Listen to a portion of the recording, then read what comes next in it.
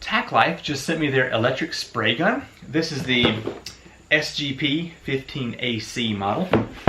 I have to do some painting here in the workshop, and I thought that I would give this a try. So let me show you what came in the box, and then we will begin testing this thing out. In the box, you get a user's manual, which has some good information in there. A cleaning brush, a cleaning spike. You have to remove this little rubber piece, and it's a very sharp needle in there. This is a tool to remove the needle in the paint gun, so that's definitely important. The gun comes with 3 different size nozzles, and the hole diameter here is what allows it to spray a larger or smaller hole, or spray. So red is the largest, gray is medium, and then currently in the gun is the black one, and that is the smallest hole. Also, it comes with a funnel, and I forget the exact name of this funnel, but this is to determine how fast the paint or liquid is draining out. This gun requires a 70-second paint thinning, so I have a feeling the paint that I've got we're going to have to add some water to and time to see how quickly it will fall out of this cup. It's got to be below 70 seconds. Alright, let's jump into the gun itself. It is electric, so you can see the cord there. And to get the paint bucket off here, you can do 2 different things. Unscrew this top to add more, or you can unscrew from the bottom here to remove this completely from the gun. This is removable, so if you need to do some cleanup, that's pretty easy to get to. Let me get this back in the spot here. Okay. To remove this whole section, you first pop down a lever down here. Yeah, let's see if I can get that down. There we go. And then the whole gun nozzle will come spinning off the top here. And hopefully there won't be any paint inside of this part, but we'll have to do some cleaning on all of this to get it clean. So the top up here, you can adjust, first of all, the spray angle. So very wide is here, or a narrow is down there. And then you can also either spray horizontally or vertically, and to change that you just turn this gray circle left or right.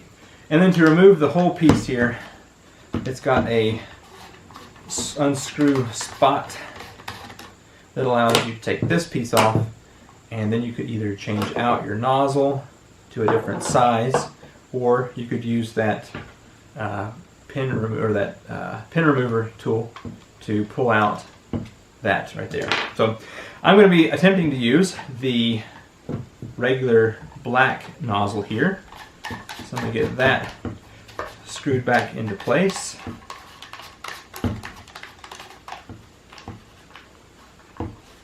Make sure it's nice and tight, and then I could adjust that for however I want to spray here in just a bit. Little disclaimer again, this is my very first time to ever thin paint, so hopefully it's going to work out well. I'm going to put some paint in here. Whoa! Spill half of it off the side. I think that's going to be plenty for our test. Maybe I should have thought this through a little better. Alright, let's see if I can clean that up real quick. Thank goodness for blue shop towels, right? Now it's recommended that paint is thinned in a separate container and then put into this, but just for this example, I'm not going to dirty up another container. So what I'm going to do now is take my watch and this cup here into my bucket of paint. I'm going to scoop this pretty well full and then time and see how long it takes for the majority of this paint to get to the bottom of this cup here. So here we go. This stuff is thick, so alright. It is just barely dripping out of there, so that's going to take a long time. So what I need to do is put water in this cup to thin this paint down. So this little cup has a hook and it allows you to hook it onto a bucket like that. So that's where I'm going to keep this for now, and let me get the water. Now if you were to add tons of water to this paint at a single time, it would ruin it. So I'm going to use just my 1/4 teaspoon of water here and just start adding as I need. I know it's going to take more than that, but I just want to get this mixed in slowly so that I'm not too worried about it ruining the whole batch. Okay, it actually took a lot more water than I was expecting to get this loose, so I think we're there now though. Pull this stir stick out of here. Alright, get this cup again. Alright, so I've got the cup, got my stopwatch, so and go. Starting at 0, 0. So I've heard that it's not necessarily important to go until it is totally run out, but as long as it's close to the end of the cup, it should be good. For paint, this gun recommends that it is 70 seconds or less. Now I'm not sure exactly how much like water you should go down to, but I figure if we get this down to 50 or 60 seconds, then it should be good to go. So there's 30 there, and we're a little bit more than halfway on this cup, so it's looking pretty good. Now that the paint is at a consistency that I like, I'm going to attach this portion of the sprayer here, and that should hopefully prevent any paint from being spilled out. Okay, nice and tight. And now I'm going to get the gun portion attached here. Okay, so that is locked in. I think first I'm going to try, well, I don't know what I'm going to try. Let's just plug it up and give it a go.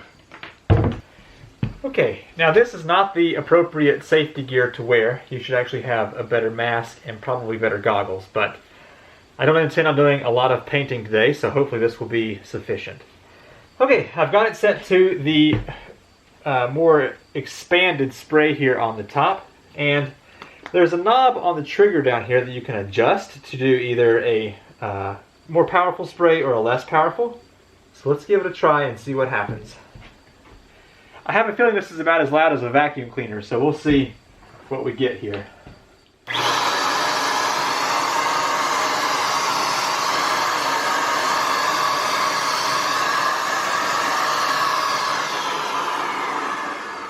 Not too bad.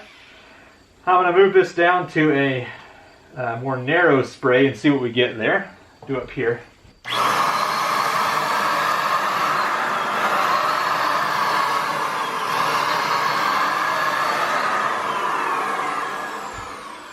Not too bad. Alright, let me change the angle here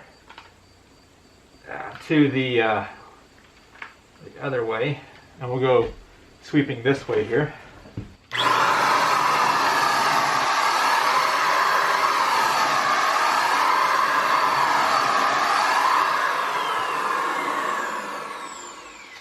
So I've never used watered down paint before, and you can definitely tell that it has got a less thick coverage than I'm used to, but it certainly goes on a lot faster.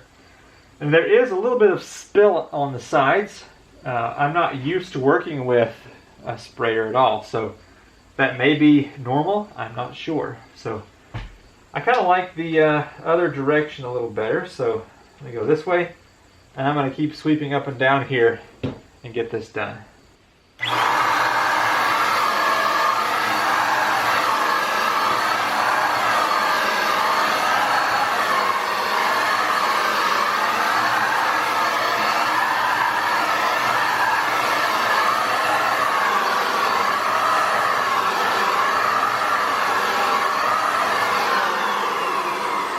Not exactly sure how much paint I have left, but I do want to remove the black nozzle, which is the smallest nozzle, and replace it with the red one, which will give us the most dramatic change here. So I'm going to pull that one out and swap it with red here. Now there is a specific way that this fits in, a little groove there. Okay, and also when you change out the nozzles, at least on the black one, you got to have a certain spot that it goes into. You know what? I wonder. Aha! Cool. Okay. This piece right here is the black nozzle, and this directs the jet of air. So that's actually got to be in here. So take note of that, that it's actually two pieces when you're working with this. And that fits into a little groove as well. So, okay, cool. That's good to know. Okay, and then also the nozzle fits into two little grooves on the front when you're working with that. So, okay, get that on there, and let's see what this red nozzle will do whenever it is attached here. There's not much paint left in here, but let's see what happens when we hit this with that red nozzle.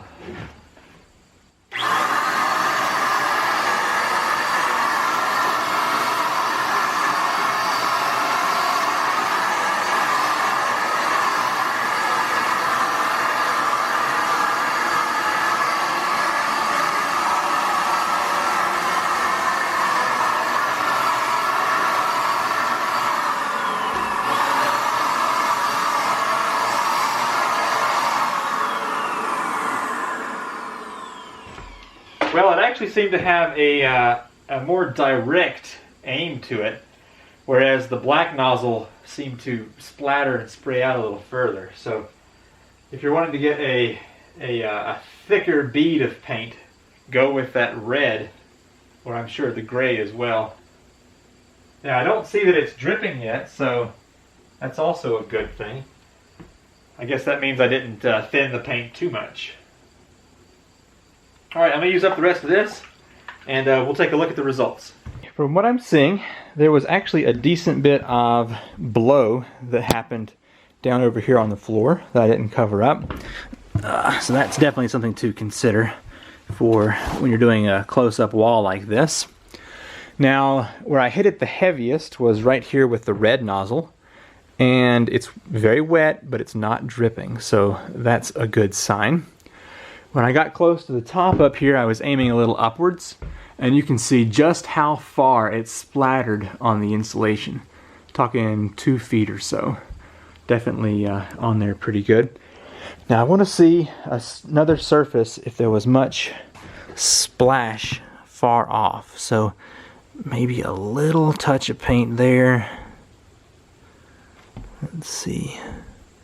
No, so not really a whole lot in that direction. My hand and arm have just a couple of little specks on there that you may not even, yep, there you go. So it had a little bit of splashback on me, but for the most part, I think it did an alright job for the first coat on this wall. For example, this was with a roller over here, and you can see what is shining through. And over here, you really can't see. That lettering is right in there briefly. So yeah, it's got a pretty good coverage, and it seems to have done a decent job as far as I know. We now know the results that you're going to get from this spray gun. Now let's take a look at the cleanup process. So I'm going to pop down this lever under here, and then screw the business end off of here. Okay, so as far as the blower, it's got some paint speckles on the back here from when I used the red, and there's no paint visible down here in the mower, the blower, not the mower, so that's pretty good. Alright, that does not require any cleanup. This black nozzle I used needs a little washing, shouldn't be too bad. The cup will definitely have to be thoroughly washed. And then let's check out this business end here. Wonder how. So there is probably, I don't know, a couple ounces left down there in the bottom that it didn't quite get to. And it's got paint up in here. And then let's see what it's like here at the sprayer. So I can see just a little paint there around the sprayer end.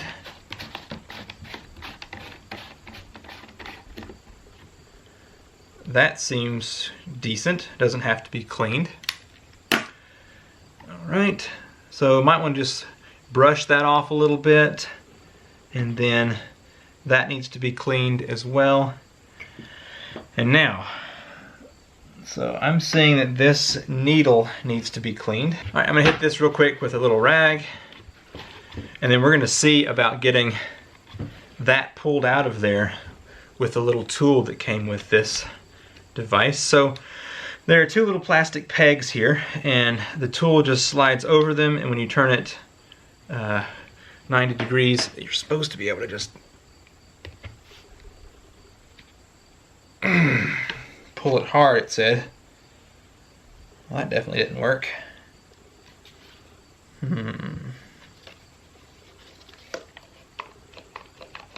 Alright. The online instruction just said pull hard, so here we go.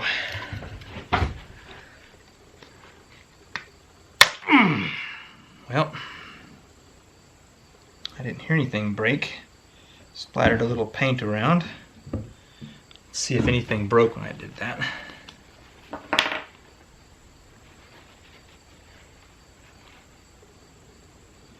Nope, I'm just seeing there are two little bubbles on the back side of this pin, and that's what holds this into the device there. So that was pretty easy to clean up. It was just a bit of a tug to pull that out of there. Nothing too bad though. Alright, so let's see if this will clean up real quick.